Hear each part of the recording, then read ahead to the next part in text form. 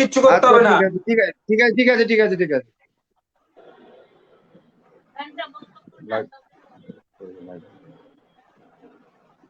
নমস্কার বন্ধুরা, নমস্কার। শুভ সন্ধ্যা।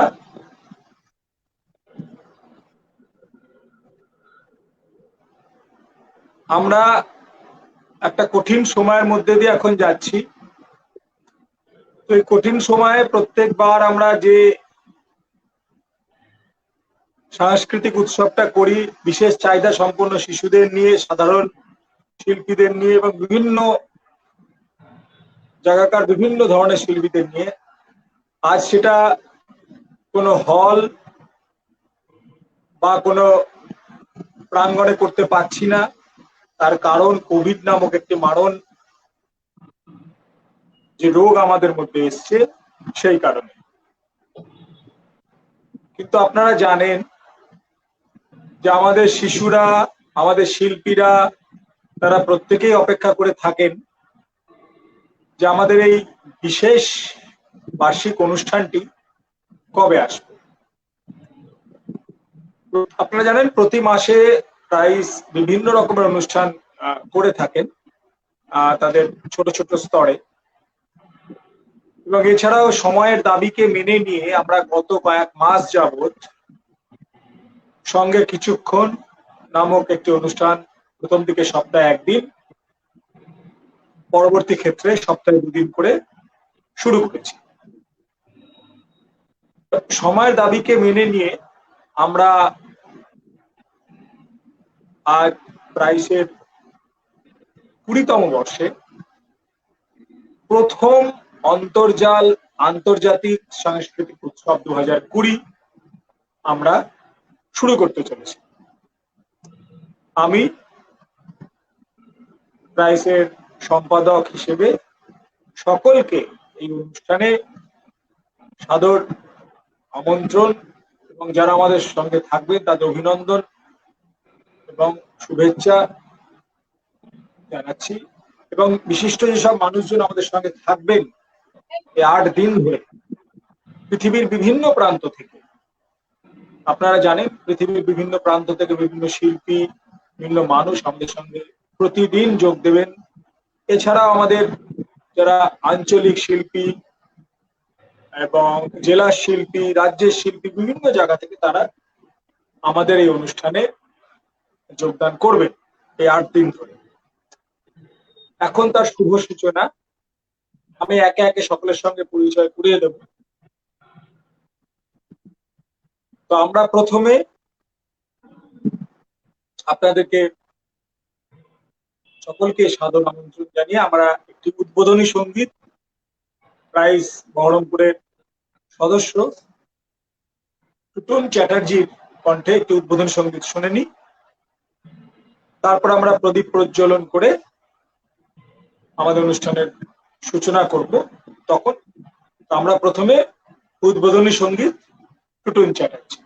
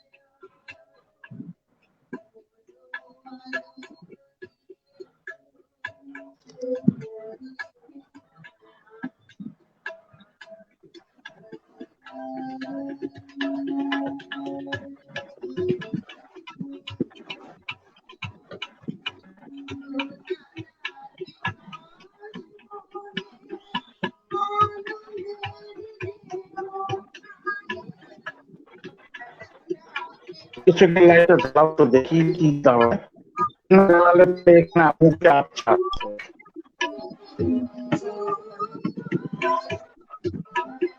তোমাকে বলে তার ঠিক আছে। হ্যাঁ, এই যে এদের উদ্যোগ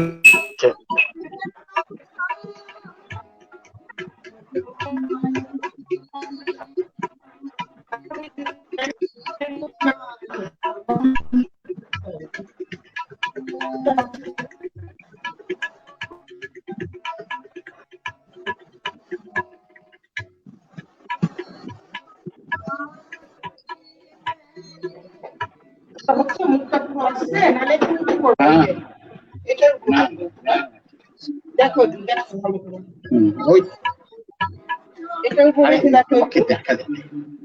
এটার উপরে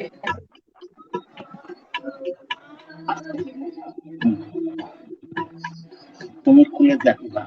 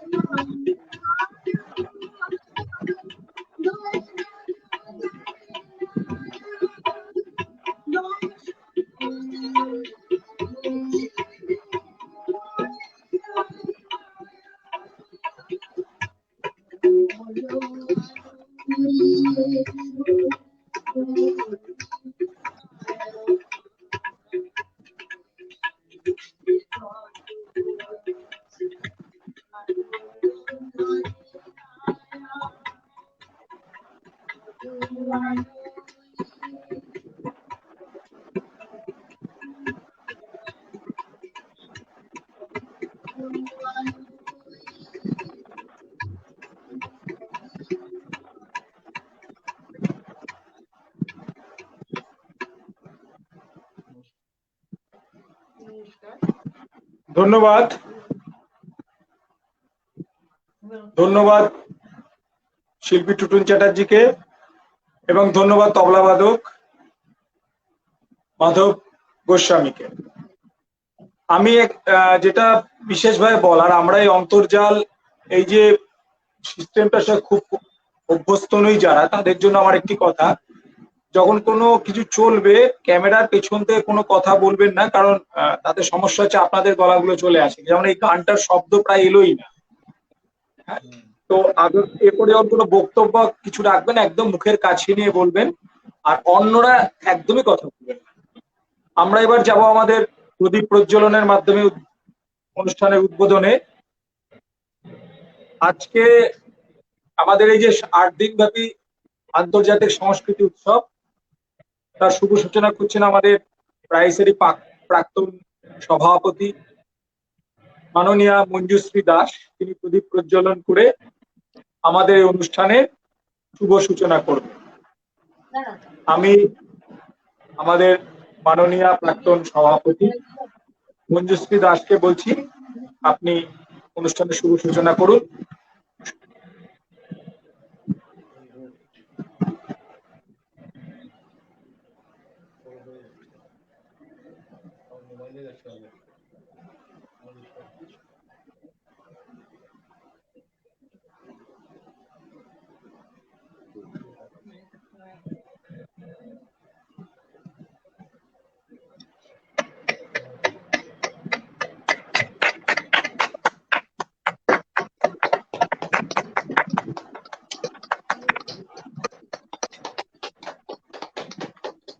ধন্যবাদ জেঠিমাকে, আমাদের প্রাক্তন সভাপতি মঞ্জুশ্রী দাস। তো আমি অনুরোধ করব ওনাকে 2-4 কথা একটু বলার জন্য।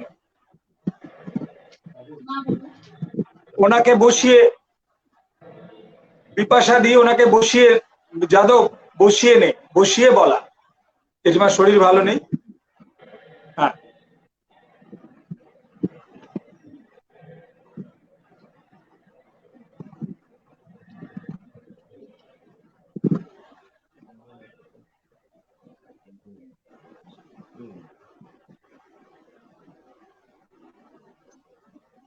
সামনে থেকে বলো। জেঠিমা, বলো বলো বলো। জেঠিমা শোনা যাচ্ছে? আরে মা শুনতে পাবে না, বলছি। আচ্ছা, জেঠিমাকে বলতে শুরু করতে বলো। বলো। বর্তমান করোনা পরিস্থিতিতে অনলাইনে সাংস্কৃতিক মেলা করতে হচ্ছে। আপনারা সকলে ভালো থাকুন, সুস্থ থাকুন। ঈশ্বরের কাছে প্রার্থনা করি এই দুর্দিন তাড়াতাড়ি কেটে যায়। এই অনলাইন সংস্কৃতি মেলার সফলতা কামনা করি। অসংখ্য ধন্যবাদ জেঠিমা, অসংখ্য ধন্যবাদ জেঠিমা। অসংখ্য ধন্যবাদ আমাদের প্রাক্তন সভাপতি। এছাড়াও আমাদের অনেক অত্যাচারের সাক্ষী, মানে রিহার্সাল বিভিন্ন রকম অত্যাচারের সাক্ষী জেঠিমা। তো জেঠিমাকে আমাদের পক্ষ থেকে প্রণাম, ধন্যবাদ। এবার আমি যাব, আজকে আমাদের মধ্যে উপস্থিত আছেন এক্স ডাইরেক্টর মাননীয় শ্রী শ্যামল কুমার মহন্ত। উনি x director ministry of social justice, government of India. তো নমস্কার স্যার, আমাদের পক্ষ থেকে আপনাকে। তো আপনার কাছে আমাদের যেটা জানতে চাওয়ার, যে আপনি একদম মাঠে থেকে, যাকে বলে গ্রাউন্ডে কাজ করা মানুষ, এটুকু আমি শুনেছি। তো আপনার কাছে জানতে চাই, ওই যে বিশেষ চাহিদা সম্পন্ন যেসব শিশু, বিভিন্ন মানুষ, তাদের পরিবারের যে অবস্থা হয় এবং কিভাবে কাজ করলে তাদের আমরা আরো ভালো করতে পারি। আমরা দীর্ঘ 20-22 বছর ধরে করে চলেছি, কিন্তু আমরা যতটা করতে চাইছি ঠিক দিশা আমরা সম্পূর্ণ যে এখনো পেয়েছি এটা বলতে পারি না। তো আপনার কাছে আজকে জানতে চাইবো যে কিভাবে কাজ করা উচিত, কিভাবে কাজ করলে আরো কাজটা ভালোভাবে করতে পারবো, আপনি যদি আমাদের আজকে একটু সংক্ষেপে বলেন। শুভ সন্ধ্যা।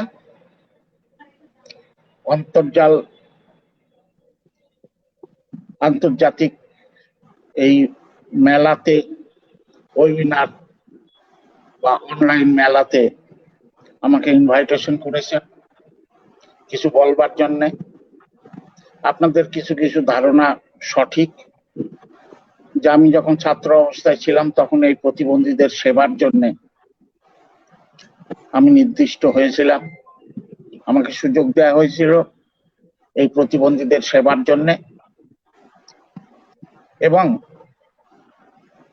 আমার সমস্ত চাকরি জীবনে আমি এই সেবা প্রথম দিন থেকে শেষ দিন পর্যন্ত এটা একটা নরনারায়ণ সেবা রূপে আমি গ্রহণ করেছিলাম।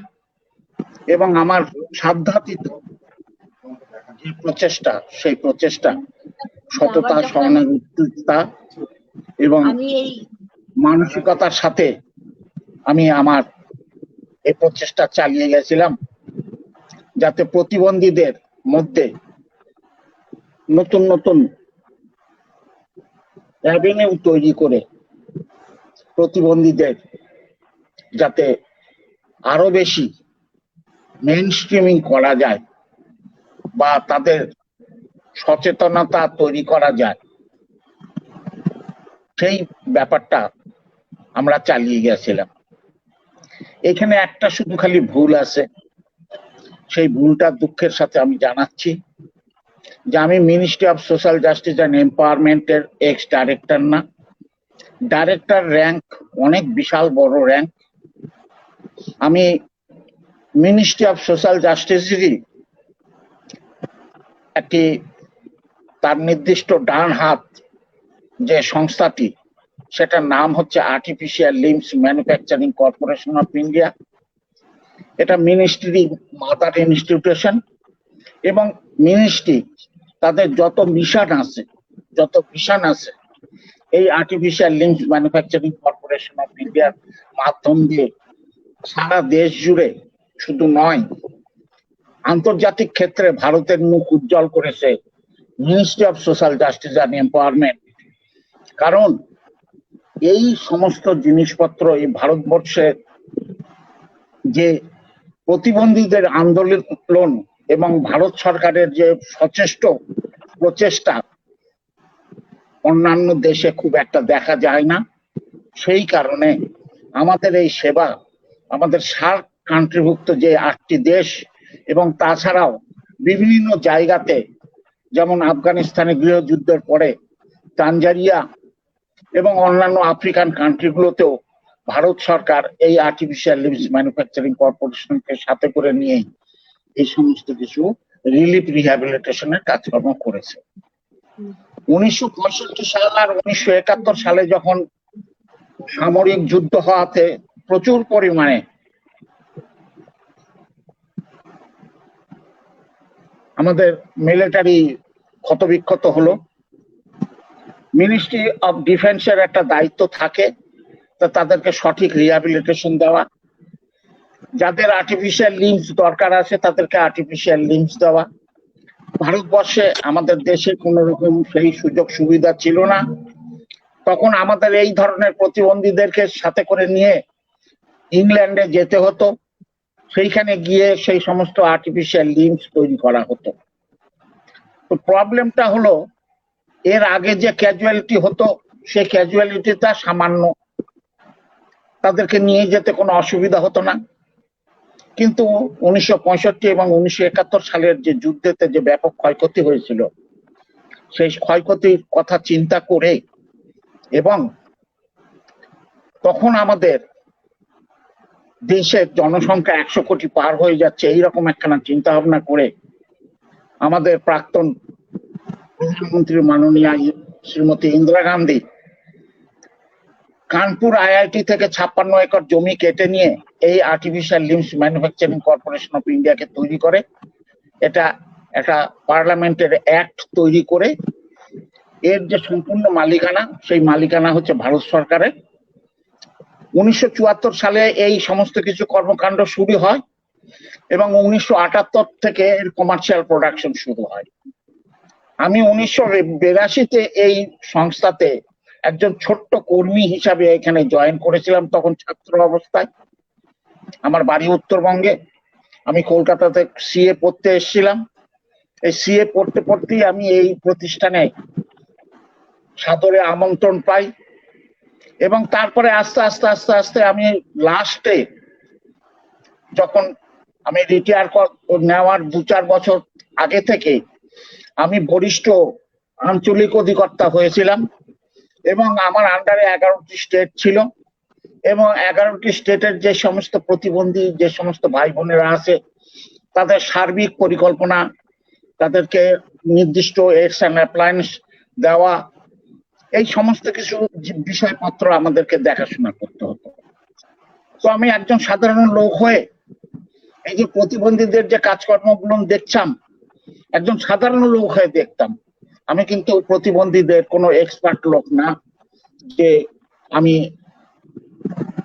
যেভাবে দেখেছি আমার যে এই যে দীর্ঘ 34 বছরের যে সার্ভিস, এই সার্ভিসের পরিপ্রেক্ষিতে আমি বলতে পারি যে এই দেখাটা সত্যি সত্যি একটা খুব সুন্দর দর্শন।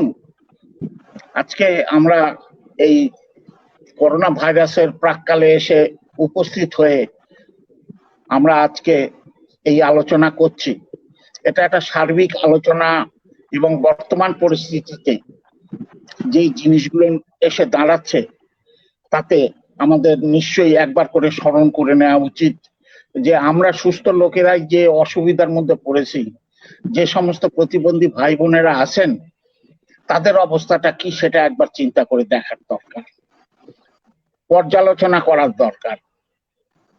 প্রথমে আমরা শুরু থেকে শুরু করি। শুরু থেকে শুরু মানে যে আমরা প্রথমে বুঝে নেওয়ার চেষ্টা করি প্রতিবন্ধী কারা।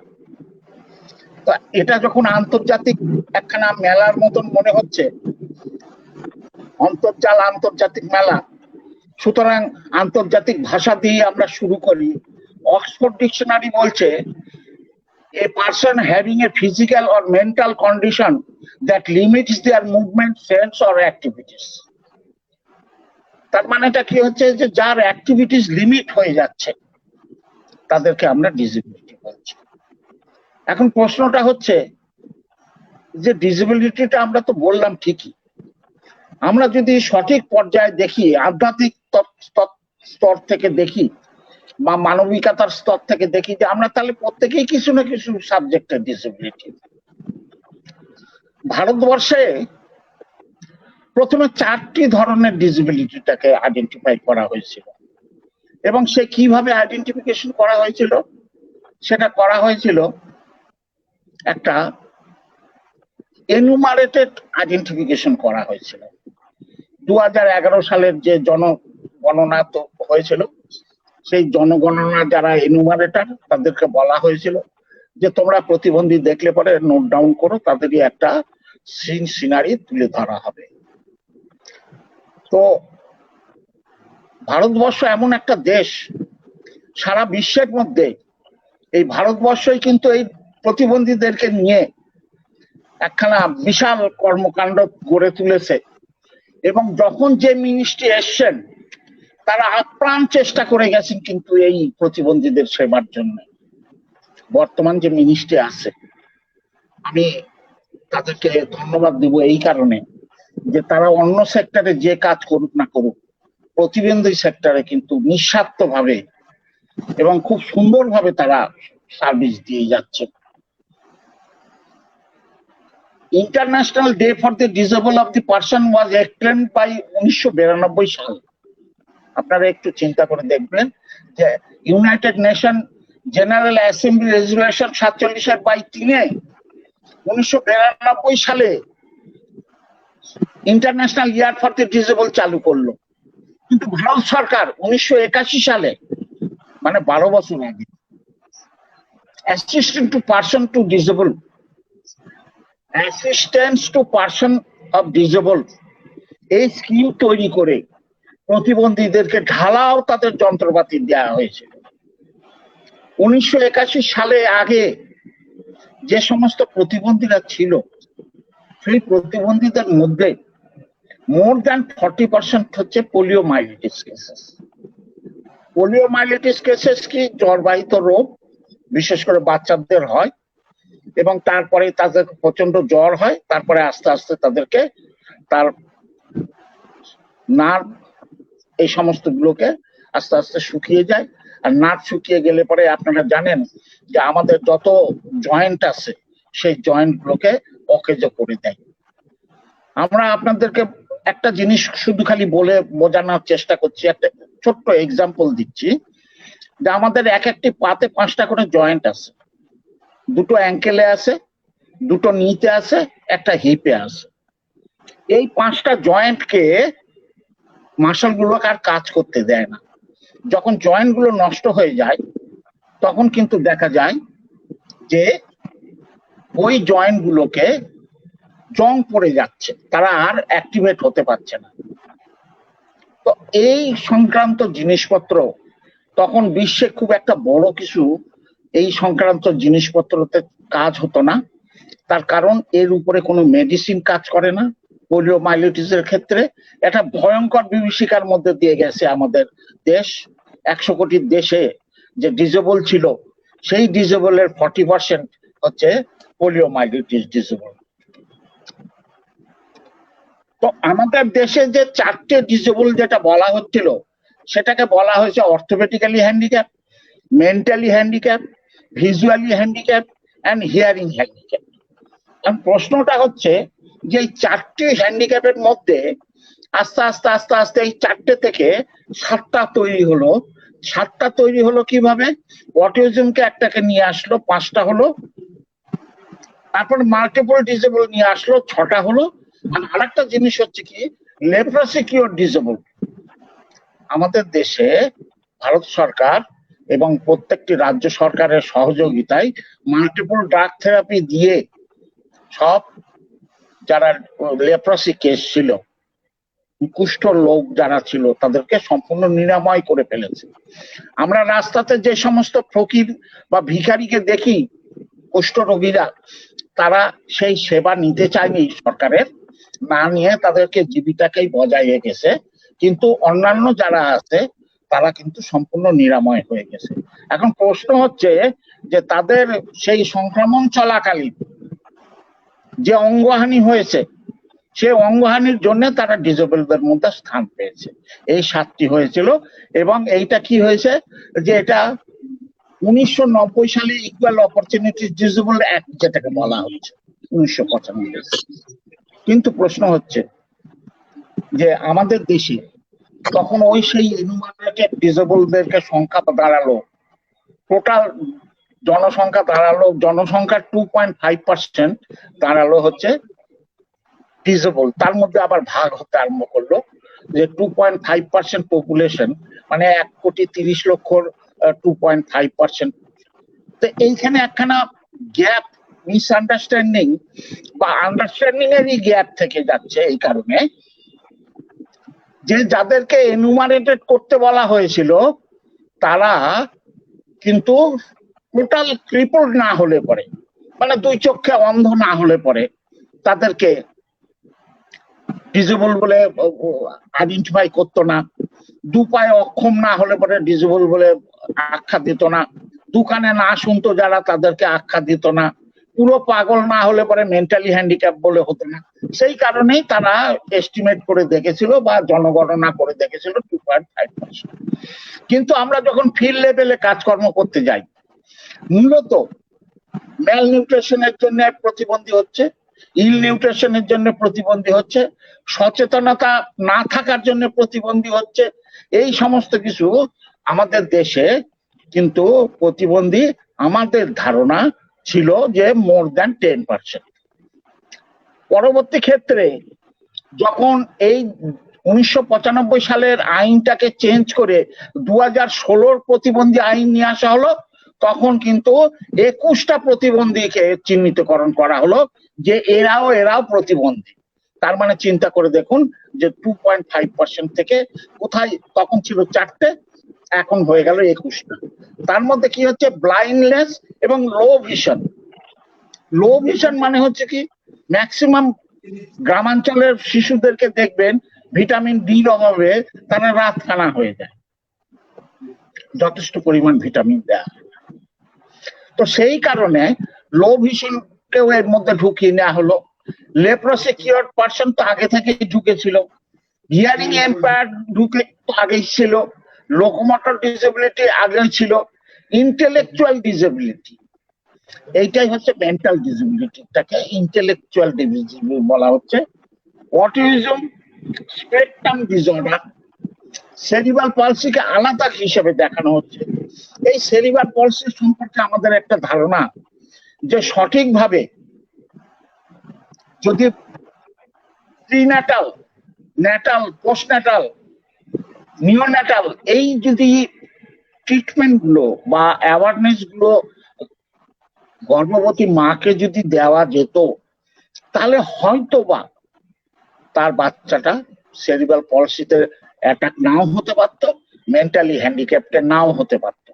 তার কারণটা হচ্ছে আমাদের দেশে এখনো পর্যন্ত বেশ কিছু জায়গা আছে, সেই সমস্ত জায়গাতে কিন্তু তারা মাতৃত্বের সময়ে তারা বাড়িতেই সেই ধাত্রীবিদ্যার আশ্রয় নেয় এবং তাতে কি হচ্ছে, তাদের হাতে কিন্তু ওই নর্মাল ডেলিভারি করানো ছাড়া অন্য কোনো রাস্তা থাকে না। হসপিটালে নিয়ে গেলে পরে হসপিটালে কি হয় যে তাদেরকে তখন যেরকম দরকার আছে সেরকম ভাবে উন্নত স্বাস্থ্যবিজ্ঞান, সার্জারি এই সমস্ত কিছু দিয়ে বাচ্চাটাকে সুস্থভাবে প্রসব করানো হয়। আর ধাত্রী যারা থাকেন তাদের একমাত্র সম্বল হচ্ছে যে তারা এই জিনিসটা করবে হচ্ছে নর্মাল ডেলিভারি। এই নর্মাল ডেলিভারি করতে গিয়েই অনেক সময় এই বাচ্চাগুলোকে ডিসেবল বাচ্চাতে তৈরি করে। আরো কতগুলো জিনিস আছে, সেটা হচ্ছে অতি লো ফ্যামিলি এবং অতি উচ্চ ফ্যামিলি। এই দুটো ফ্যামিলিতে কি হচ্ছে, লো ফ্যামিলিতে হচ্ছে কি যে প্রথম মা যখন কনসিভ করবে প্রথম 6 সপ্তাহ তাকে খুব ভারী কাজ করা যাবে না, কতগুলো বাধা নিষেধের মধ্যে থাকতে হয়। কিন্তু অতীব লো ফ্যামিলির ইনকাম লো ইনকাম ফ্যামিলির ক্ষেত্রে দেখা যাচ্ছে তারা সেই বাধা নিষেধ মানতে পারে না। তার কারণটা হচ্ছে তার আরো হয়তো 2-4টে বাচ্চা আছে, সে যদি কাজে না বেরোয় তাহলে তার বাচ্চারা খাওয়ার পাবে না। এই একটা জিনিস নিয়ম ভঙ্গ করা। আর উচ্চ ফ্যামিলিতে কি আছে যে যারা কোনো নির্দিষ্ট নিয়ম মানে না, হয়তো গর্ভকালীন অবস্থাতেই তারা ড্রিঙ্কস করছে, সিগারেট খাচ্ছে, ইভেন হাই হিল জুতা পরলে পরেও এটাতে প্রবলেম চলে আসছে। ড্রাগ, এখন তো দেখছেন ড্রাগের যে প্রাদুর্ভাব। তো এই সমস্ত কিছু জিনিসপত্রকে যদি আমরা শুধু খালি যদি অ্যাওয়ারনেস দিতে পারি তাহলেই কিন্তু এই জিনিসগুলোকে আর ইয়ে করা যায় না। এরপরে চলে আসছে স্ক্লেরোসিস চলে আসছে। এই জিনিসগুলো অ্যাওয়ারনেস এর ক্ষেত্রে প্রত্যেকটা জিনিসই কিন্তু খুব গুরুত্বপূর্ণ। এই কারণে এই যেমন মেন্টালি হ্যান্ডিক্যাপ আর হচ্ছে আপনার সেরিব্রাল পলসির কথা বললাম, তো সেরকম আরো সমস্ত কিছু কিছু অসুখ আছে যে সমস্ত অসুখগুলো দিলে পরেই, অ্যাওয়ারনেস দিলে পরেই তারা কিন্তু সুস্থ এবং স্বাভাবিক ভাবে থাকতে পারে। আবার আরো কতগুলো অসুখ আছে যেগুলো যদি আর্লি চাইল্ডহুড আইডেন্টিফিকেশন হয়ে যায় তাহলে কিন্তু তারা ডিসেবল বলে প্রমাণিত হবে না, তারা কিন্তু সুস্থ মানুষের মতন জীবনযাপন করবে। যেমন আমি আপনাকে একটা জিনিস বলি যে আপনারা দেখবেন অনেকেই বাচ্চাদেরকে কুশ পা হয়েছে, মানে পাটা একটু ব্যাঁকা। এইটা যদি তখনই তার পাটাকে অপারেশন করে, অথবা আমাদের অর্থোপেডিক্স সায়েন্সের কতগুলো স্প্লিন্ট পাওয়া যায় জুতো, এবং প্রত্যেকটা মাইক্রো মিলিমিটারে তাকে অ্যাডজাস্ট করা যায়। এটার নাম হচ্ছে ডেনিস ব্রাউন স্প্লিন্ট। এই ডেনিস ব্রাউন স্প্লিন্ট যদি বাচ্চাটাকে পরানো যায় তাহলে প্রত্যেকটা পা আস্তে আস্তে আস্তে আস্তে সুস্থ হয়ে যায়, সারা জীবনের জন্য কিন্তু সে ডিসেবল আর হলো না। তো এই ধরনের জিনিসপত্র গুলো আছে। তার সাথে সাথে যে 21টার কথা আমি বলছি তার মধ্যে haemophilia, thalassemia, sickle cell disease, এই সমস্ত বিভিন্ন acid attack victims, Parkinson disease তো আজকাল আমাদের মধ্যে অনেকটাই কমন হয়ে এসছে। প্রচুর লোককে দেখা যাচ্ছে যারা পার্কিনসন ডিজিজের মধ্যে জীবন বাহিত করছে। তো এটা একটা খুব গুরুত্বপূর্ণ ব্যাপার যে সারা বিশ্বের মধ্যে ভারতবর্ষ কিন্তু এই ডিসেবিলিটি সেক্টর নিয়ে অনেক এগিয়ে আছে। তবে একটাই জিনিস আপনাকে বলি, সেটা হচ্ছে যে সুইজারল্যান্ডের মতন দেশেও কিন্তু তাদের ডিক্লেয়ার ডিসেবলড হচ্ছে 13-23%। আমাদের এখানে আমাদের ভারতবর্ষে কিন্তু এখনো পর্যন্ত ডিসেবলের সংখ্যা 10%-এর উপরে ওঠেনি। তার কারণটা হচ্ছে কি মাপকাঠির পরিকাঠামো। আপনি যে মাপকাঠি দেবেন সেই মাপকাঠিতে মেপে এই কতটা প্রতিবন্ধী আছে, কি আছে না আছে সমস্ত কিছু বের করে ফেলবে।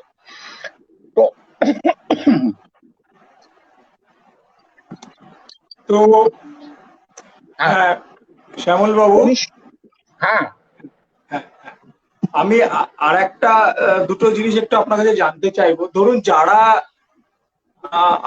আমাদের মতন সংস্থা যারা কাজ করতে চাইছে এই বিষয় নিয়ে, তাদেরকে আপনি যদি মূল 3টে জিনিস বলেন যে আমরা কোন 3টে জিনিস মূলত খেয়াল রাখা উচিত, তাহলে সেক্ষেত্রে আপনি কোন 3টে জিনিসকে মূলত খেয়াল রাখার কথা বলবেন? একটা জিনিস হচ্ছে যে কাজ করে করতে চায়।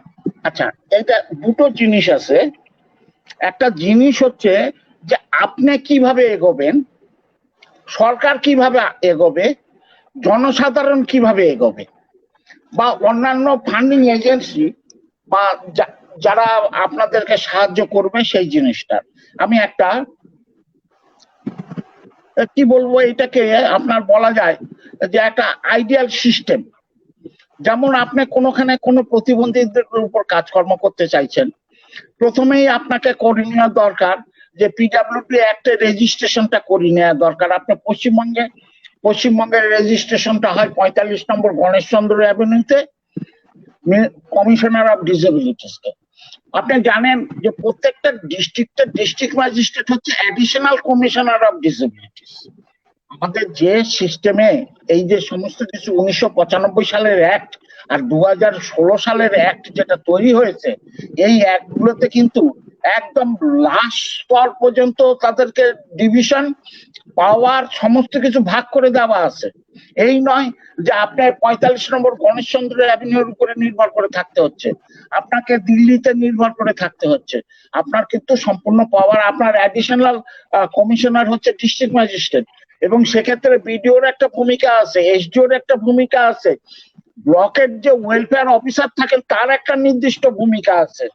তো সুতরাং আপনারা ওই ফর্মটা জোগাড় করে, ফর্মটা ফিল আপ করে আপনারা ব্লক ওয়েলফেয়ার অফিসারকে দিন, তিনি আস্তে আস্তে আস্তে আস্তে সম্পূর্ণ কিছু উপরে উঠিয়ে নিয়ে গিয়ে সেই রেজিস্ট্রেশনটা করিয়ে নেবে। 2 নম্বর প্রশ্ন, যে আপনারা যখন কোনো কাজ করতে যাবেন, এই কাজের কিন্তু একটা ধাঁচা আছে। ধাঁচা মানে একটা পরিধি আছে, কিসের পর কি কাজ করা হবে। হিটোজেনিয়াস কাজ করলে পরে কিন্তু কোনো ফল লাভ করা যাবে না, আপনারা যে জিনিসটার জন্য চাইছেন সেই জিনিসটা অ্যাচিভ করা যাবে না।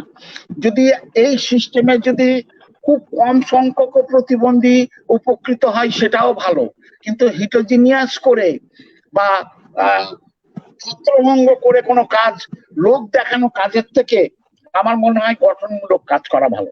তো আমাদের যে গঠনমূলক কাজকর্ম হয়, আপনি একটা নির্দিষ্ট টার্গেটেড এরিয়া করে নিলেন, মনে করুন যে হরিহরপাড়া ব্লক 1 ব্লকে আপনারা কাজ করবেন, হরিহরপাড়া ব্লকটাকে আপনারা আইডেন্টিফিকেশন করবেন। তো তাহলে সেখান থেকে কি প্রতিবন্ধীটাকে বেরোবে। তো প্রথম কাজ হচ্ছে আপনাকে ম্যাস অ্যাওয়ারনেস জেনারেশন তৈরি করা। ম্যাস অ্যাওয়ারনেস জেনারেশন কিভাবে তৈরি করবেন, আপনারা করবেন কি, সমস্ত জায়গায় মাইক দিয়ে দিলেন, পোস্টার দিয়ে দিলেন, ব্যানার দিয়ে দিলেন, ফ্লেক্স দিয়ে দিলেন, পথসভা করলেন, যে সমস্ত পঞ্চায়েতের লোক আছে, যে সমস্ত ক্লাব আছে, সবাইকে আপনারা মুখে মুখে গিয়ে বললেন যে আমাদের অমুক তারিখে অমুক স্থানে একটি প্রতিবন্ধী আইডেন্টিফিকেশন ক্যাম্প হবে, সেই ক্যাম্পে যেন প্রতিবন্ধীরা এই নির্দিষ্ট কিছু কাগজপত্র নিয়ে গিয়ে হাজির হয়। নির্দিষ্ট কাগজপত্রের মধ্যে কি বলা চলে, যদি তার ডিসেবল সার্টিফিকেট থাকে তাহলে ডিসেবল সার্টিফিকেটটা, কারণ এখন ভারতবর্ষে কেন সারা পৃথিবীর মধ্যে এই ভারতবর্ষে যে মেডিকেল সার্টিফিকেটটা দিচ্ছে সেটা international court of justice Zurich সেটা পর্যন্ত মান্যতা প্রাপ্ত।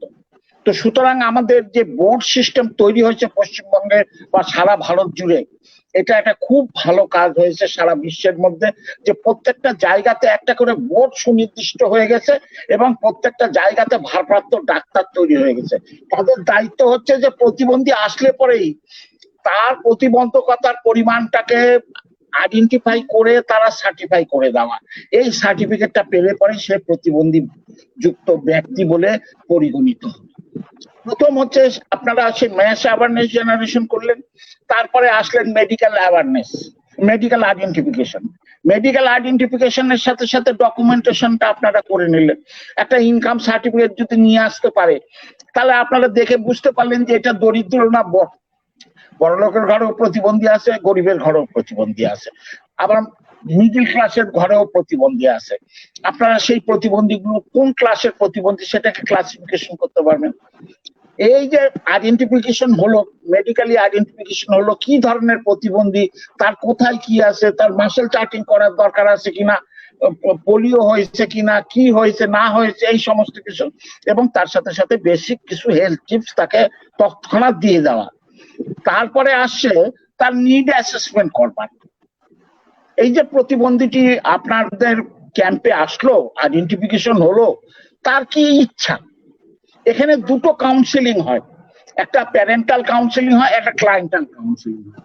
প্যারেন্টাল কাউন্সিলিং হচ্ছে যে তার বাবা কি চিন্তা ভাবনা করছে তার প্রতিবন্ধীর উপরে, কারণ তার বাবা যতদিন পর্যন্ত বাবা এবং মা বেঁচে থাকবে ততদিন পর্যন্ত সব থেকে আদরের সন্তান হচ্ছে ওই প্রতিবন্ধী যুক্ত সন্তান, কিন্তু তারপরে মারা যাবে, তারপরে বাচ্চার কি হবে। সুতরাং বাবার একটা নির্দিষ্ট চিন্তা ভাবনা থাকবে এবং তার ছেলেরও ক্যাপাবিলিটি দেখে সে নিজেও বলতে পারবে, যদি বলার মতন হয় যে আমি এই করতে চাই। তারপরে চলে আসলো বেসিক এডুকেশন। বেসিক এডুকেশনের ক্ষেত্রে এখন ভারতবর্ষ স্বাবলম্বী হয়ে গেছে এই কারণে, right two education act 2014 pass হয়ে গেছে, এবং এখানে দেখা যাচ্ছে যে প্রত্যেকটা শিশু, প্রত্যেকটা লোকের অধিকার হচ্ছে স্কুলে ভর্তি হওয়ার। একে কেউ ডিপ্রাইভ করতে পারবে না। আপনি জানেন পশ্চিমবঙ্গ সরকার জিরো রিজেকশন পলিসিতে এই সমস্ত কিছু এডুকেশন সিস্টেম চালাচ্ছে। মানে জিরো রিজেকশন পলিসি মানে কেউ গিয়ে দাঁড়ালে পরে তাকে বলতে পারবে না যে তুমি ভাগো এখান থেকে। যদি কেউ বলে যে তাকে পড়ানো হবে না বা ভর্তি নেওয়া হবে না, তার এগেস্টে অনেক কিছু কাজকর্ম হয়ে যাবে, তার কেস টেস হয়ে একদম যাচ্ছে তাই অবস্থা হয়ে যাবে। সুতরাং পশ্চিমবঙ্গ সরকার আরো এক ধাপ এগিয়ে আছে যে জিরো রিজেকশন পলিসিতে নিয়ে গিয়ে। তারপরে চলে আসছে বেসিক এডুকেশন যখন হয়ে গেল, তারপরে চলে আসলো তাকে স্কিল ডেভেলপমেন্ট বা ভোকেশনাল ট্রেনিং। আপনি তো প্রতিবন্ধী যে সমস্ত ভাই বোনেরা আছে তাদেরকে তো আপনার উকিল ব্যারিস্টার করার মতন যদি সে তার সাধ্য সামর্থ্য থাকে, সে তো নিজে নিজেই তৈরি হয়ে যাবে।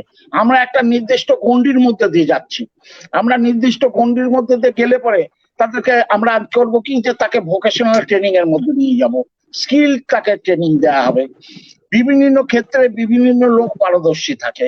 আপনি জানেন যে যে সমস্ত ডেফ এন্ড ডাম আছে তাদেরকে কানের যন্ত্রটা যদি লাগিয়ে দেওয়া যায়, তারা কিন্তু অ্যাজ ইউজুয়াল নর্মাল, তাদের শক্তি এবং ক্ষমতা সাধারণ লোক থেকে বেশি। আর আরেকটা জিনিসও আমি আপনাকে বলে রাখি এই ক্ষেত্রে, যে অসুখ কিন্তু দুভাবে হয়, ডিসেবিলিটিটা দুভাবে হয়, একটা হচ্ছে কনজেনিটাল আর একটা হচ্ছে অ্যাকোয়ার্ড। কনজেনিটাল কোনটা? মায়ের পেট থেকে যেটা নিয়ে বেরোলো সেটা কনজেনিটাল। আর অ্যাকোয়ার্ড কোনটা? মনে করেন রোড অ্যাক্সিডেন্টে পা কাটা গেল, সেও ডিজেবল হলো, এও ডিজেবল, দুটো কিন্তু আলাদা। আর একটা ক্ষেত্রে হচ্ছে কনজেনিটালের ক্ষেত্রে এমন হতে পারে যে সে কোনোদিন কথা শোনেনি জন্যে, সে জানেই না, মানে শোনেনি জন্যে সে বলতে পারছে না। এক্ষেত্রে কি হিয়ারিং এইডস তাকে পরিয়ে দিয়ে কিছুদিন যদি তাকে স্পিচ থেরাপি দেওয়া যায়, সে একদম কথা বলতে শুরু করবে, নর্মাল হয়ে গেল। তারপরে আরেকটা জিনিস, ভারত সরকার এবং স্টেট গভর্নমেন্ট গুলোর এবং সিএসআর প্রোগ্রামের মাধ্যম দিয়ে এই প্রত্যেকটি বাচ্চার কানটাকে যদি দেখা যায়, আর্লি চাইল্ডহুড আইডেন্টিফিকেশনে যদি দেখা যায় যে তার কানের দোষ আছে, সেই কানটাকে সম্পূর্ণ কিছু চেঞ্জ করে তার অটোমেটিক যন্ত্র বসিয়ে দিয়ে তাকে একদম সারা জীবনের জন্য সুস্থ তৈরি করে দেওয়া। তারপরে ভোকেশনাল ট্রেনিং যখন হ্যাঁ, আমি আর একটা আপনাকে শেষ প্রশ্নে যাব। সেটা হচ্ছে যে আমরা মূলত দেখি যে প্রতিবন্ধী যে শিশুটি হয়, বাড়ির যে হয়, তাদের একটা বিষয় তো দেখি, বিশেষ করে মানসিক প্রতিবন্ধী যারা, তাদের বাবা মাদের একটা অ্যাংজাইটি বলুন, দুশ্চিন্তা বলুন, আমরা সবসময় লক্ষ্য করি। শিশুটি হয়তো বুঝতে পারছি না কি তাদের ভিতর মাত্র, সেক্ষেত্রে আপনি একটু আমাদের ছোট করে বলুন তাদের জন্য আপনি কি সাজেস্ট করছেন? একটা জিনিস হচ্ছে যে, এক নম্বর হচ্ছে যে আমি আপনাদেরকে বললাম যে অ্যাওয়ারনেস জেনারেশনের কোনো বিকল্প কিছু নাই। এক নম্বর হচ্ছে যে এই ধরনের মানসিক প্রতিবন্ধী যারা আছেন বা যারা আছে, এটা কি হচ্ছে, মানসিক প্রতিবন্ধী মানে হচ্ছে বয়স বেড়ে যাচ্ছে কিন্তু বুদ্ধিমত্তা একদম বাচ্চা সুলভ। বিশেষ করে সব থেকে ভয়ঙ্কর পরিস্থিতি হয়ে যাচ্ছে সেটা হচ্ছে মেয়েদের ক্ষেত্রে। ছেলেদের ক্ষেত্রে খুব একটা অসুবিধা হয় না, আমরা অ্যাডজাস্ট করে নিই। মেয়েদের ক্ষেত্রে কি হচ্ছে, তার বয়স 23 বছর বা 24 বছর বা 25 বছর, তার মেন্টাল মানে ভিতরে ইনবিল্ট সিস্টেম হচ্ছে 5 বছরের মতন। এখন কি হচ্ছে, তাকে যদি তার মাকে যদি আগে থেকেই প্রথম থেকেই যদি ডেইলি লিভিং সিস্টেমটাকে চালু না করে দেওয়া যায়, ডেইলি লিভিং সিস্টেমের যদি আমরা ট্রেনিংটা না দিই, তাহলে কি হচ্ছে, সে জামা পরবে কিভাবে, জামা কাপড় কেন পরার দরকার, বোতাম কেন লাগানোর দরকার, পায়খানা পেচ্ছাপ কিভাবে করবে, এই সমস্ত কিছু জিনিসপত্র প্রথমে ট্রেনিং দেওয়া হয় তার মাকে। তো এই প্যারেন্ট যারা আছে, এই প্যারেন্টদেরকে কিন্তু খুব যথেষ্ট যত্ন সহকারে ট্রেনিং দিলে পরে, আপনি জানেন যে প্রতিবন্ধীদের সব থেকে গুরুত্বপূর্ণ পার্সন, মানে সব থেকে ইম্পর্টেন্ট পার্সন আর কেউ না, হ্যাঁ, ইউনিসেফের প্রেসিডেন্ট পর্যন্ত না, একমাত্র হচ্ছে তার মা। তার মাই হচ্ছে সম্পূর্ণ কিছু। যেমন পোলিওর ক্ষেত্রে ফিজিওথেরাপি করায় তার মা, মেন্টালি হ্যান্ডিক্যাপ্টের ক্ষেত্রে কি করছে যে তার ডেইলি লিভিং ট্রেনিংটা দিচ্ছে তার মা, ভোকেশনাল ট্রেনিং দিচ্ছে তার মা। এই সমস্ত কিছু জিনিসপত্র যদি তাদেরকে ট্রেন করে দেয়া যায়, এবং তার পরবর্তী ক্ষেত্রে একটা জিনিস আপনি জানবেন যে মেন্টালি হ্যান্ডিক্যাপদের কিন্তু যদি কোনো ভোকেশনাল ট্রেনিং এ তাদেরকে যদি স্কিল ডেভেলপমেন্ট করে দেয়া যায়, তাদের কিন্তু কোনো ডাইভার্সিফিকেশন নাই। ব্লাইন্ডদের যেমন ডাইভার্সিফিকেশন নেই, কারণ তারা দেখতে পায় না, জন্য কোনো ডাইভার্সিফিকেশন নাই। মেন্টালি হ্যান্ডিক্যাপদের কিন্তু মানসিকতা ভাবে তারা এমন ভাবে তৈরি যে তাদেরও কোনো ডাইভার্সিফিকেশন নাই। তাদেরকে যদি স্কিল ট্রেনিং দিয়ে দেওয়া যায়, যেমন খুব সংক্ষেপে আমি বলছি যে যদি ঠোঙা তৈরি করার স্কিল ট্রেনিং দেওয়া যায়, তারা এক মনে ওই কাজই করে যাবে। যেমন কলুর বলদ, দুইদিকে চোখে আঁশটে বান্ধি দেওয়া আছে, সে ওইভাবেই ঘুরে বেড়াচ্ছে। তো আমাদের যেটা করানো সেটা হচ্ছে যে প্রথমেই এই ধরনের প্রতিবন্ধী থেকে আইডেন্টিফিকেশন করে তার বাবা মাদের সাথে মিটিং এ বসা, মিটিং এ বসে তাদেরকে এই স্কিল ট্রেনিংটাকে দেওয়া এবং ডেইলি লিভিং সিস্টেমটাকে ডেভেলপ করা। তার কারণটা হচ্ছে যে বাবা মা তো বেশি দিন বাঁচবে না। আর আরেকটা জিনিস হচ্ছে, যদিও দেখা যাচ্ছে যে গার্জিয়ানশিপ প্রোগ্রাম চলে এসছে এবং অফিসিয়ালি সেটাকে চালু হয়েছে, কিন্তু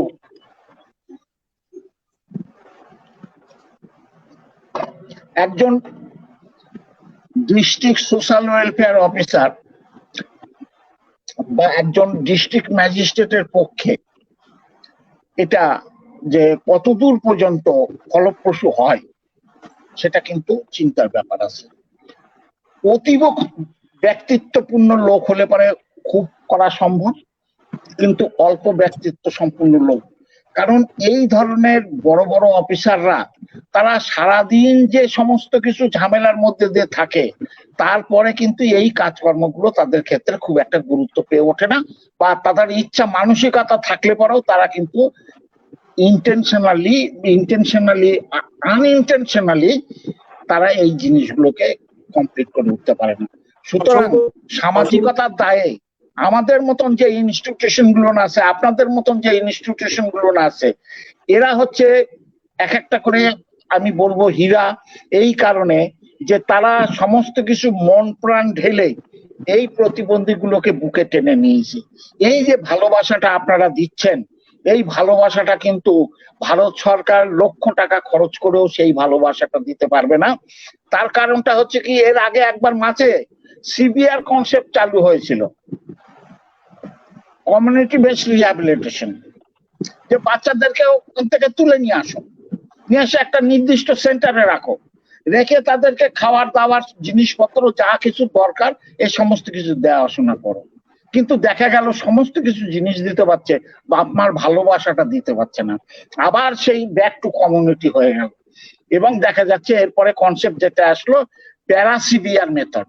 প্যারাসিভিয়ার মেথড কি, মনে করুন যে 10টা প্রতিবন্ধী আছে একটা পাড়ায়, সেখানে একটা কমিউনিটি সেন্টার করে দেওয়া হলো, তারা খেলাধুলা করবে, তাদের উপযোগী কিছু খেলাধুলার সামগ্রী তৈরি করে দেওয়া হলো, এই সমস্ত জিনিসপত্র করে দেওয়া হলো।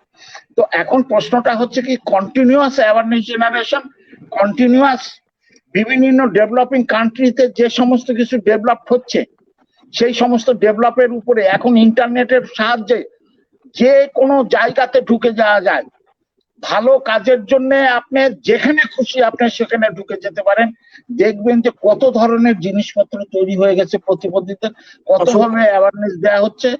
আর সব থেকে বড় যে জিনিসটা সেটা হচ্ছে অর্গানাইজেশনাল মোটিভেশন।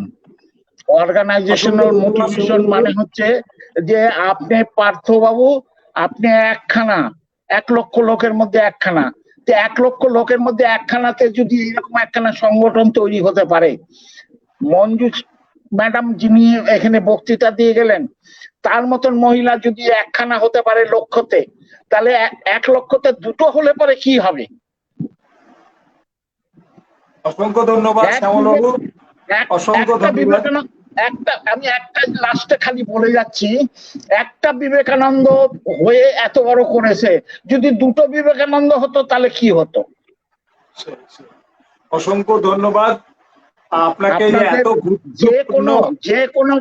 যে কোনো ব্যাপার, আমি প্রফেশনালি চার্টার্ড অ্যাকাউন্টেন্ট, আর দীর্ঘদিন ধরে এই জমিতে 11টা স্টেটে আমি বিভিন্ন জায়গাতে আমি কাজ করেছি। নাগাল্যান্ড থেকে শুরু করে কোহিমা, আগরতলা থেকে শুরু করে মিজোরামের সমস্ত জায়গা, সমস্ত জায়গাতে তন্ন তন্ন করে ঘুরে ঘুরে গ্রামে গ্রামে আমি ক্যাম্প করেছি। সুতরাং এটা একটা আমার সেবা ছিল।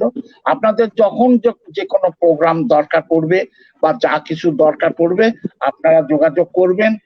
আমার ইমেল আইডি যদি আপনাদের না থাকে তাহলে আপনি আমাকে ফোন করলে পরে আমি ইমেল আইডি পাঠিয়ে দিব। আপনাদের যত যা কিছু বিভিন্ন ভারত সরকারের বিভিন্ন প্রজেক্ট আছে, এখন হয়তো এই নির্দিষ্ট কারণবশত এই প্রোগ্রামগুলো মিউট হয়ে আছে, কিন্তু আনমিউট তো হবে। 140 কোটির দেশ, এত বড় প্রজেক্টটা তো, এতগুলো প্রজেক্ট, এতগুলো প্রতিবন্ধী, এতগুলো লোক, এগুলো তো আনমিউট হয়ে থাকতে পারে না। হ্যাঁ, অবশ্যই আনমিউট হবে। তো আমরা, আপনি শুধু খালি একটাই জিনিস একটু কারেকশন করে দেবেন যে ex director minister of social justice and empowerment নয়, আমরা সম্পূর্ণই মিনিস্টার অফ সোশ্যাল জাস্টিসের আওতাধীন, কিন্তু আমাদের হচ্ছে এটা অ্যালিমকো বা artificial limbs manufacturing corporation of India. Director হচ্ছে খুব বড় পোস্ট। হ্যাঁ, একজন সিনিয়র আইএস যখন শেষ অবস্থায় যায় তখন তিনি ডাইরেক্টর হতে পারেন। আমি আপনাদেরকে সবাইকে নমস্কার জানাচ্ছি। হ্যাঁ, আপনাদের প্রতিবন্ধীদের কাজকর্ম নিয়ে যা কিছু করবেন আমাকে যোগাযোগ করলে পরে আমার পক্ষে যতটুকু সম্ভব আমি। অসংখ্য ধন্যবাদ, সুস্থ থাকুন, ভালো থাকুন। আমাদের সময় দেওয়ার জন্য আমাদের পক্ষ থেকে অসংখ্য ধন্যবাদ শ্যামল বাবুকে। তো আমরা নিশ্চয়ই আপনার কাছে যাব, বিভিন্ন সাজেশন নেব, দরকার অদরকার আপনাকে বারে বারে বিরক্ত করব। আমি জানি আপনি বিরক্ত হবেন না, আপনি এটা করতে ভালোবাসেন। আমরা নিশ্চয়ই যাব। আপনি সুস্থ থাকুন, ভালো থাকুন, এবং আপনার এই যে কাজ, মানবিক কাজ, এটা আপনি চালিয়ে যান। আপনাকে আমরা অসংখ্য ধন্যবাদ জানাই আমাদের পক্ষ থেকে, আমাদের সংস্থা। তো বন্ধুরা, আমরা শুনলাম শ্যামল বাবু, মাননীয় শ্রী শ্যামল কুমার মহন্ত মহাশয় আমাদের অত্যন্ত গুরুত্বপূর্ণ বেশ কয়েকটি বিষয় আমাদের কাছে বললেন, এবং আমার মনে হয় আপনারাও অত্যন্ত উপকৃত হলেন তার। আমরা তো অবশ্যই বললাম। আমরা এবার শুভেচ্ছা বার্তা কিছু শুনবো। সেগুলো আমাদের শুভেচ্ছা জানিয়েছেন জনশিক্ষার প্রসার আধিকারিক, মুর্শিদাবাদ জেলা, government of West Bengal, Shri Sanjay Mukherjee. আমরা সঞ্জয় বাবুর বার্তাটি এখন আপনাদের সামনে তুলে ধরছি।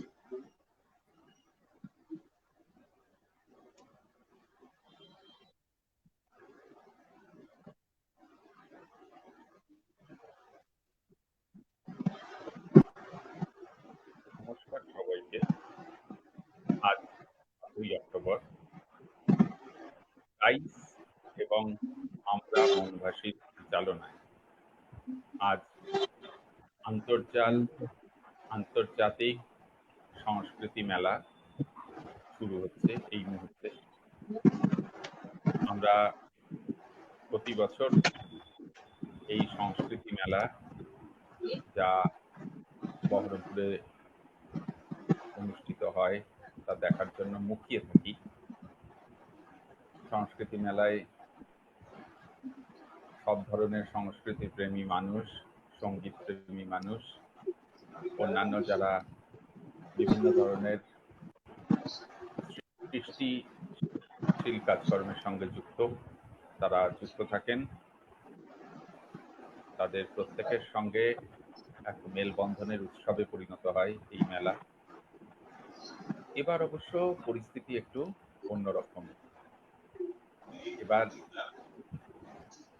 এই অতিমারির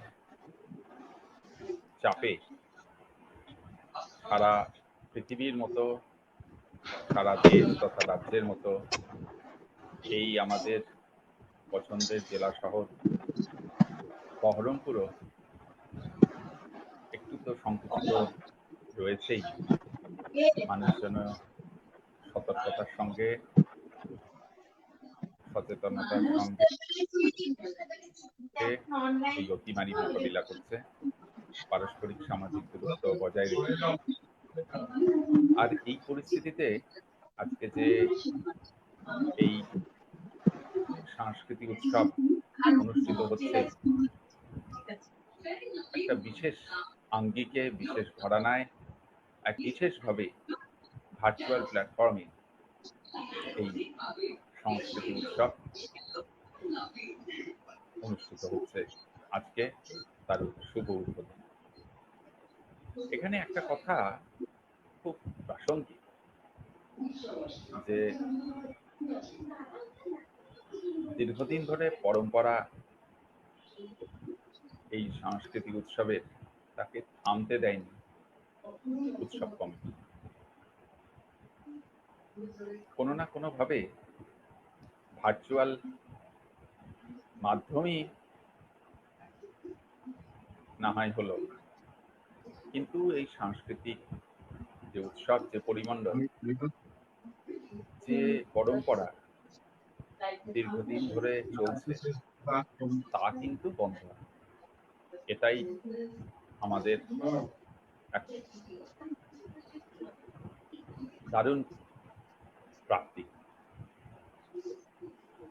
সবাই যখন এক বিশেষ পরিস্থিতিতে বিশেষভাবে নিজেদেরকে সংগঠিত করছে, নিজেদেরকে অন্যভাবে নিজেদের প্রকাশ ঘটাচ্ছে, এবং কি অদ্ভুতভাবে বিভিন্নভাবে আমরা মানুষজন উপায় কিন্তু খুঁজে বার করেছি। ফলে যারা এইভাবে বিভিন্ন উপায়ে মানুষজনের কাছে পৌঁছে যাওয়ার চেষ্টা করছেন, শিল্প, সংস্কৃতি, সাহিত্য, সঙ্গীত ইত্যাদি চর্চাকে মানুষজনের সঙ্গে মেলবন্ধনের একটা উপায় হিসেবে হাজির করছেন, তারা নিঃসন্দেহে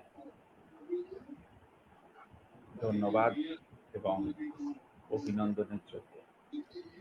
এখানে আরেকটি বিষয় আমি উল্লেখ করতে চাই।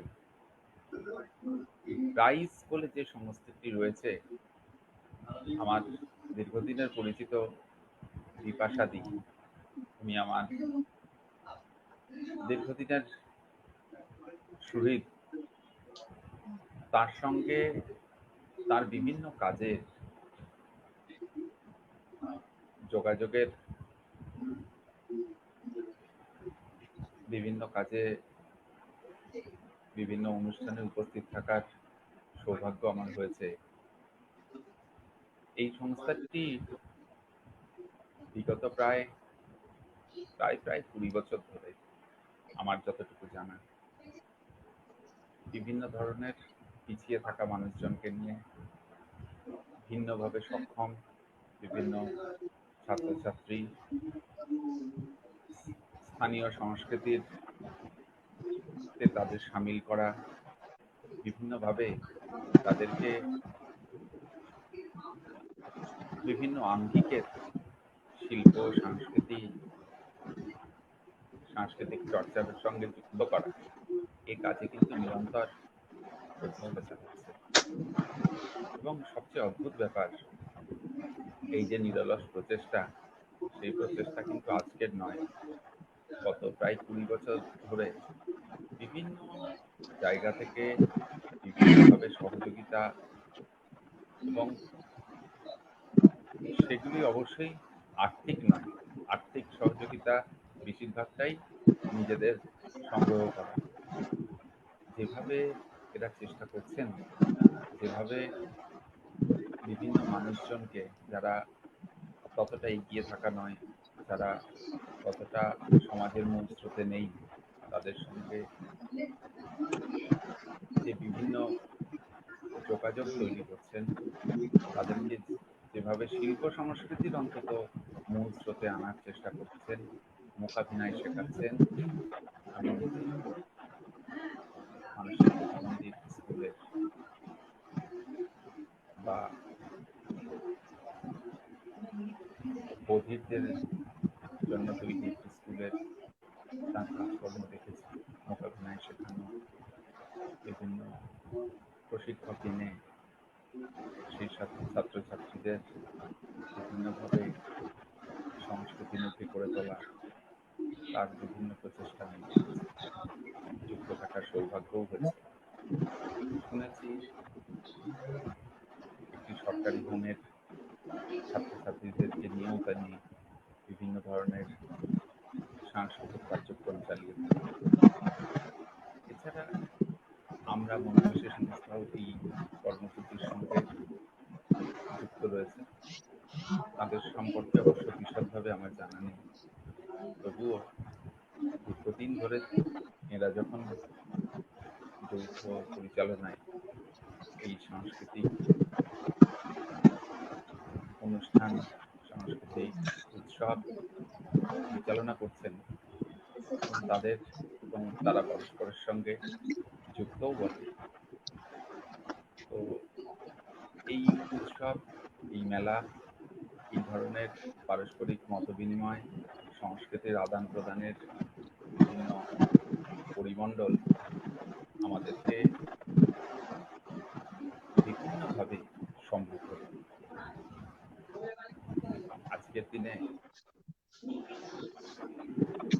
সংস্কৃতি চেতনা মানুষের কাছে কমে আসছে। মানুষ অনেক বেশি, অনেক ভিন্ন ধরনের সংস্কৃতির সঙ্গে যুক্ত হয়ে পড়ছেন, যে সংস্কৃতির সঙ্গে আমাদের শিকড়ের যোগ নেই। তাই আমাদের শিকড়ের যে সংস্কৃতি, আমাদের যে ভাষা, আমাদের যে শিল্প সাহিত্য, নিজেদের আবার যুক্ত করা এবং আমাদের যাদের যা ব্যক্তিগত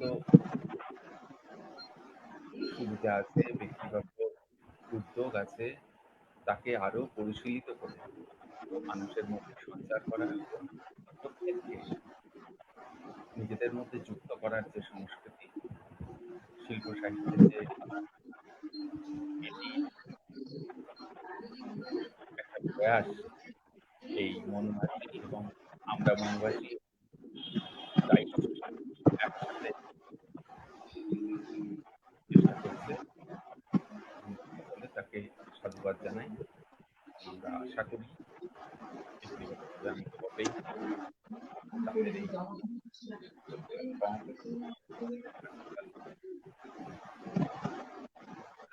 তারা অবশ্যই রাখবে। সকলকে ধন্যবাদ।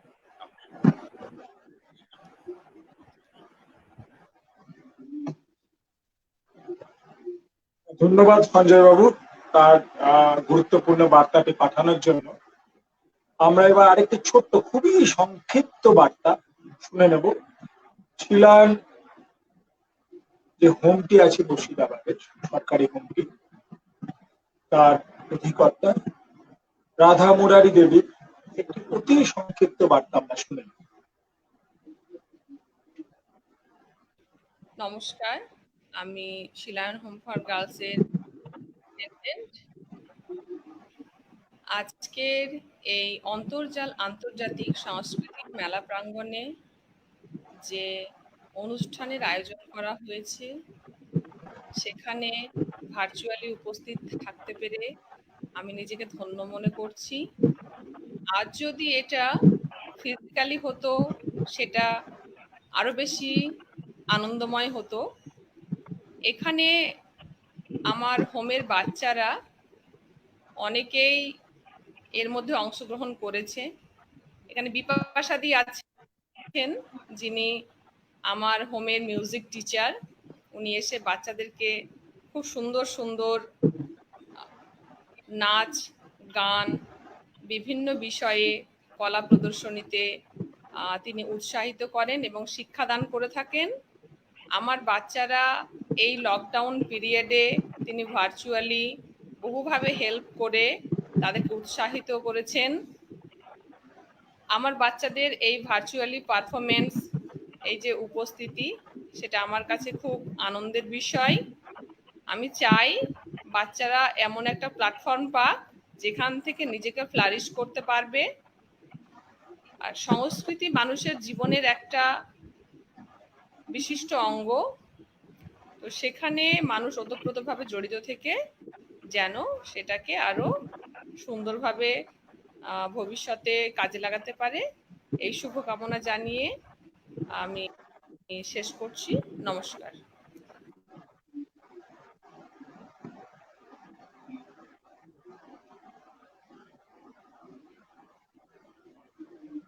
ধন্যবাদ রাধা মুরারি দেবীকে তার সংক্ষিপ্ত বার্তাটির জন্য। আমরা অনুষ্ঠানের প্রায় শেষের দিকে। আর একজন অতিথির আসার কথা ছিল, তো তিনি কিছুতেই ইন্টারনেটে সংযোগ করতে পারছেন না। বিশিষ্ট সমাজকর্মী মুর্শিদাবাদের মদন সরকার, কিন্তু তিনি পারেননি আসতে। তার ইন্টারনেট কিছুতে সংযোগ করা যাচ্ছে না। আসলে গ্রামাঞ্চল, প্রচন্ড বৃষ্টি হয়েছে, তো উনি একটি বার্তা পরে পাঠিয়ে দেবেন আমাদের। আমরা এই 7 দিন ধরে 8 দিন যে বিশাল কর্মকাণ্ড যে আয়োজন করেছি, আমি অফিসকে বলবো যে নামটি স্ক্রিনে যে নামটি যাচ্ছে, নামটিকে পরিবর্তন করার জন্য কন্ট্রোল রুমকে বলবো নামটি ঠিক যাচ্ছে। হ্যাঁ, যে কথাটি বলছি সেটি হচ্ছে যে আমরা এই 8 দিন ধরে যে বিশাল একটা কর্মকাণ্ড করতে চলেছি, আশা করবো আপনারা থাকবেন। যে প্রতিবন্ধী শিশুদের কথা হচ্ছিল, দীর্ঘ এত বছর যাবৎ তাদের নিয়ে আমরা কাজ করে চলেছি। তাদের পারফরমেন্স তো থাকবে, আজকেও কিছু আছে, আপনারা দেখবেন শেয়ার হোম আর বিভিন্ন মুখবধির শিশুদের মাইন্ড এবং আরো অনেক কিছু চেষ্টা করছি আমরা এই প্রতিবন্ধকতার মধ্যে। এছাড়াও বিভিন্ন আন্তর্জাতিক শিল্পীরা এবং জেলা শিল্পীরা, রাজ্যের শিল্পীরা থাকবেন। আন্তর্জাতিক শিল্পী যারা থাকবেন, অত্যন্ত উচ্চমানের শিল্পী, তারা আপনারা দেখতেই পাবেন। আমি একটু ছোট করে বলে দিই সেগুলো, যে জেলা শিল্পীর পাশাপাশি আগামীকাল রাত 8টা থেকে, ভারতীয় সময় রাত্রি 8টা থেকে থাকছেন জগন্নাথুল ফেরদৌসী। তিনি আন্তর্জাতিক খ্যাতি সম্পন্ন একজন শিল্পী, গবেষক এবং লোকশিল্প, কান্তগীতি, নজরুলগীতি, বিভিন্ন বিষয়ে তার অসংখ্য সিডি, ক্যাসেট এবং বই আছে, অত্যন্ত পরিচিত। তার পরের দিন 9 তারিখ থাকছেন জন্নাতুল কুরেশি লিনা, লন্ডনের যে নজরুল একাডেমিটি আছে তার উনি একজন অত্যন্ত গুরুত্বপূর্ণ একজন ব্যক্তি সেখানকার। অলরেডি তার 3টি অত্যন্ত জনপ্রিয় অ্যালবাম বেরিয়েছে সেখান থেকে, এবং গোটা পৃথিবী জুড়ে তার নজরুল গীতি নিয়ে যে কাজ, সেটা সত্যি প্রশংসার জন্য। উনি থাকবেন আগামী 9 তারিখ 8টা থেকে। এদের প্রত্যেকের সঙ্গে আমি একটু করে আড্ডা মারার চেষ্টা করবো, অনেক কিছু জানার চেষ্টা করবো। আপনার ঠাকুর গান, বাজনা, গল্প সবকিছুই হবে। আগামী 10 তারিখ একটি ভিন্ন ধরনের অনুষ্ঠান। এই যে 20-22 বছর দীর্ঘ পথ অতিক্রম করেছে, এটা একা কারোর পক্ষে সম্ভব হয়। হয়তো আমরা একদম প্রথম থেকে কয়েকজন যারা ছিল এখনো রয়ে গেছি, অনেকে এসছেন গেছেন, আগামী দিনেও আসবেন, এখনো আছেন যারা অক্লান্ত পরিশ্রম করে চলেছেন। তো তাদের মুখে আমার মনে হয় যে তাদেরকে একটা শ্রদ্ধাঞ্জলি দেওয়া, যে শুনে নাও সেই দিনগুলো থেকে আজকের দিন কিভাবে আমরা এগিয়ে যাবো, একটু স্মৃতিচারণ আমরা করবো এবং তার সঙ্গে কিছু চমক থাকবে সেদিন। সেটা আগামী 10 তারিখ রাত্রি 8টা। 11 তারিখ আমরা অত্যন্ত গর্বিত মনোরঞ্জন ঘোষ, যিনি পৃথিবী জুড়ে তার গানের যে ভরসা সেটা নিয়ে আজ দীর্ঘ 70 বছর ধরে কাজ করে চলেছেন।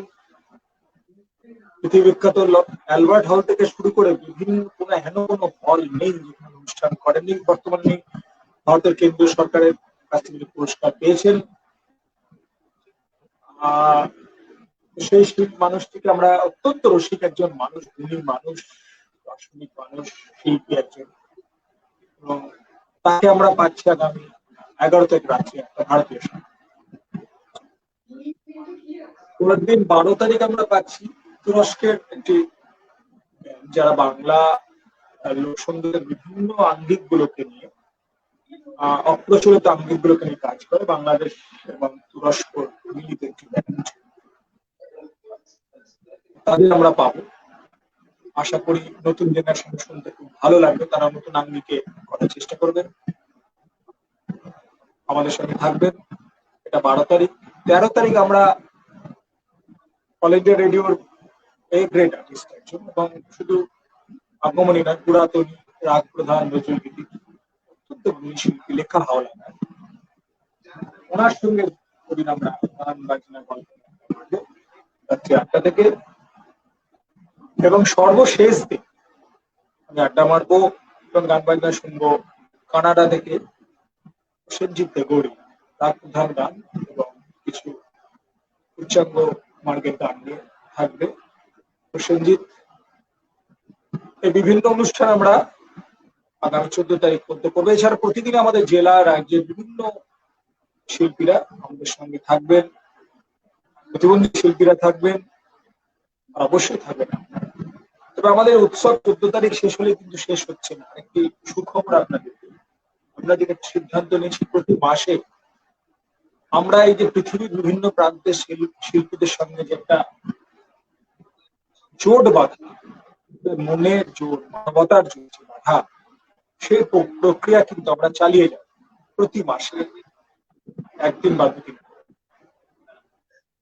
আপনারা সেগুলো দেখবেন আগামীতে। এছাড়াও আমাদের রাজ্য জেলা শিল্পীরাও আবার যেমন অনুষ্ঠান হচ্ছিল, আরো কিছু নতুন অনুষ্ঠান আসছে, আমাদের নতুন নতুন প্রজেক্ট আসছে। এবং এইটুকু আপনাদের আমি নিশ্চিত করতে পারি, আমি প্রাইসের সম্পাদক এবং আমরা মনভাসী সম্পাদক হিসেবে যে হাতে হাত মিলিয়ে আমরা এই কাজগুলোকে আরো এগিয়ে নিয়ে যাব। আগামী দিনে অনেক বড় বড় প্রজেক্ট আছে, আমরা চেষ্টা করবো সেগুলো করার এবং আপনাদেরকে পাশে পাবো। আমরা অনুষ্ঠানের একদম শেষ পর্যায়ে যে মানুষটিকে না থাকে প্রাইস, আজকে 20 বছরে যে চলার পথ, তার অক্লান্ত পরিশ্রম এবং তার সহানুভূতি এবং অক্লান্ত পরিশ্রম, এটা কেন বলছি যে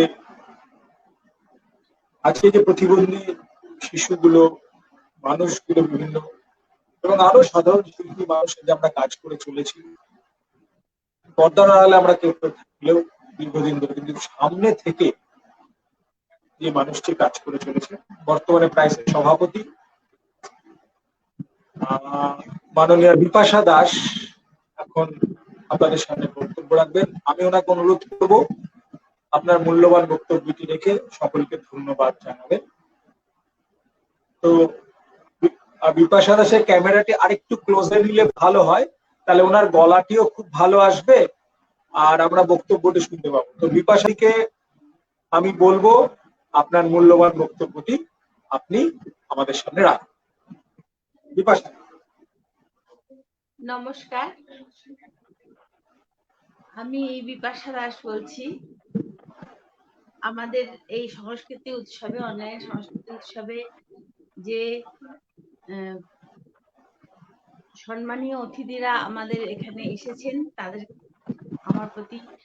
তাদেরকে আমাদের প্রাইসের পক্ষ থেকে ধন্যবাদ জানাচ্ছি। আর অনেক কথা হলো, সে অনেকক্ষণ ধরে আমরা অনেক রকম বক্তব্য শুনছি, আমি বেশি কথা আর বলতে চাই না। আর আমাদের সম্পাদক মহাশয় ডিটেলসে বলে দিয়েছেন যে কি কি মানে সারা অনুষ্ঠান সূচি সমস্ত কিছু বলে দিয়েছে, অতএব আপনারা তার কাছ থেকে জেনে নিয়েছেন। একটা কথা বলি যে আমরা অ্যাকচুয়ালি যে সমস্ত বিশেষ চাহিদা সম্পন্ন শিশুদের নিয়ে কাজ করি, তাদের তাদের সম্পর্কে একটা বলি। আসলে জানেন, আমাদের না প্রতিবন্ধকতা সকলেরই আছে। যে মেয়েটা ভালো গাইতে পারে সে হয়তো ভালো নাচতে পারে না। আবার এখন আমাকে যদি বলা হয় যে মাঠে খুব দৌড় মানে গিয়ে খুব জোরে দৌড়ে আসতে হবে বা হাই জাম্প লং জাম্প দিতে হবে, আমি কিন্তু পারবো না। আমাদের প্রতিবন্ধকতা অ্যাকচুয়ালি আমরা কিন্তু প্রত্যেকেই কোনো না কোনো ভাবে আমাদের জীবনের প্রতিবন্ধকতা আছে। কারো হয়তো একটু বেশি, কারো হয়তো একটু কম, আমরা সবাই সবকিছু পারি না।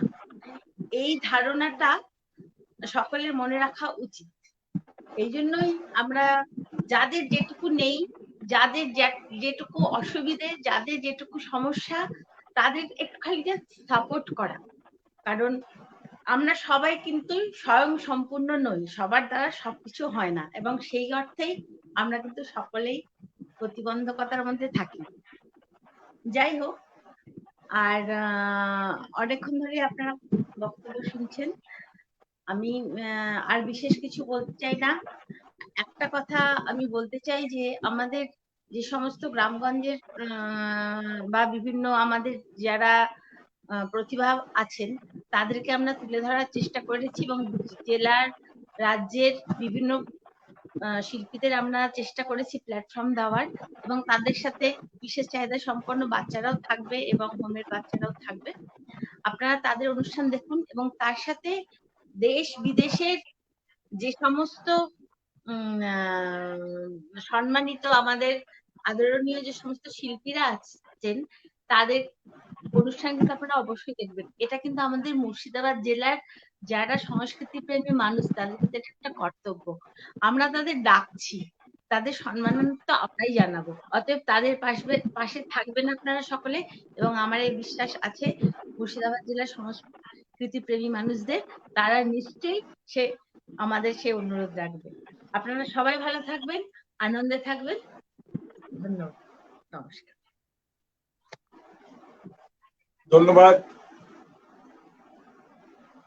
ধন্যবাদ বিপাশাদিকে। আমরা অনুষ্ঠান একদম শেষ পর্যায়ে, আমরা 8টায় শেষ করব বলেছিলাম, 8:05। আপনারা কিন্তু স্ক্রিনের সামনে থেকে সরে যাবেন না, কারণ আজকের যে শিল্পীরা তাদের যে সঙ্গীত কবিতা বিভিন্ন কিছু ডালি নিয়ে আসছেন, তারা এরপরে তাদের অনুষ্ঠানগুলো পরপর আমাদের এই গ্রুপে আসতে থাকবে, price cultural and social forum এবং আমরা মনবাসীতে। আমরা অবশ্যই থাকুন, এবং যে কথা বিপাশাদি বলল সে কথা আমার মনের কথা। আমাদের কাজ চলছে, আগামী দিনে আরো চলবে।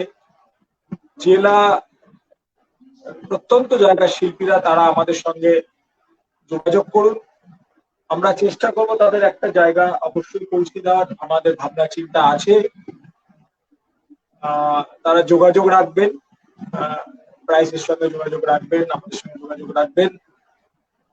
আমরা সাধ্যমতো নিশ্চয়ই চেষ্টা করব, বিভিন্ন ভাবে আমরা বিভিন্ন রকম সামনে আগামী দিনে বিভিন্ন অনুষ্ঠান করার চেষ্টা করছি। আপনারা সঙ্গে থাকুন, চলে যাবেন না। আপাতত উদ্বোধনের যে অনুষ্ঠানের পর্যায়ে, সেটা আপনাদের সকলকে থাকার জন্য ধন্যবাদ জানাই। মাননীয় শ্যামল কুমার মহন্ত মহাশয়কে ধন্যবাদ জানাই, রাধা মুরারি দেবীকে ধন্যবাদ জানাই, সঞ্জয় মুখার্জি মহাশয়কে ধন্যবাদ জানাই, টুটুল চ্যাটার্জি, মঞ্জুশ্রী দাস এবং মাধব কুমার গোস্বামী, এবং ঢুকবো, এটা শেষ হলেই চৈতালিকে ঢুকতে বলো। তো আপনারা ভালো থাকবেন। আমার পক্ষ থেকে আজকের মতো শুভরাত্রি। কালকে আবার আমি আসবো, তার আগে 6টা থেকে 8টা পর্যন্ত জেলা শিল্পী এবং রাজ্য শিল্পীদের অনুষ্ঠান হবে। আমি 8টার সময় জিন্নাতুল ফিরদৌসী লাকিদিকে নিয়ে একটি খুব সুন্দর অনুষ্ঠানে আপনার সামনে আমি কালকে আসবো। ভালো থাকবেন, সুস্থ থাকবেন, শারীরিক দূরত্ব থাক, সামাজিক মানসিক দূরত্ব থাক। আমার পক্ষ থেকে অসংখ্য ধন্যবাদ, শুভরাত্রি, নমস্কার।